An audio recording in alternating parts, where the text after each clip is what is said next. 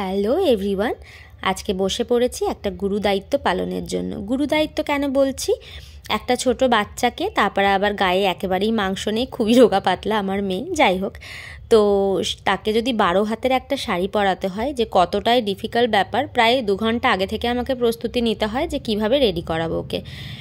আর ready করাচ্ছি কারণ ওর আজকে একটা ডান্সের এক্সাম আছে, মানে ভারতনাট্যম আমার মেয়ে যেখানে শেখে, তো সেখানে একটা আজকে পরীক্ষা আছে, তো সেই কারণেই ওকে রেডি করাচ্ছে। আর দেখো সমানে নেচে চলেছে। আমার মেয়ে একেবারেই শান্ত নয়।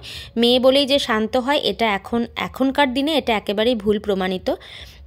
আমরা জানতাম যে ছেলেরাই হয়তো খুব বেশি হাতে পায়ে চঞ্চল হয়, বদমাইশি করে সারাদিন, তবে আমার ক্ষেত্রে আমার মনে হয়, আমার যেটুকুনি আমি এতদিনে এক্সপিরিয়েন্স করেছি, মেয়েরাও অতিরিক্ত দুরন্ত হয়, যেমন আমার মেয়ে একটা জলজান্ত উদাহরণ। তো যাই হোক, এখানে একটু রেডি করাবার জন্য অনেক ধরে বেঁধে বকে তারপরে বসিয়ে চুপচাপ রাখতে হয়েছে। কিছুক্ষণ পরপরই বলছে আমার ঘাড় ব্যথা হয়ে যাচ্ছে, আমাকে শুইয়ে দাও, আমাকে উঠতে দাও।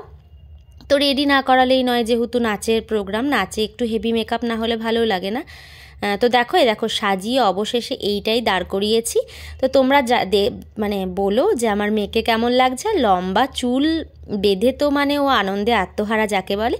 তো আজকের ভিডিওটা এই অবধি, চলো টাটা।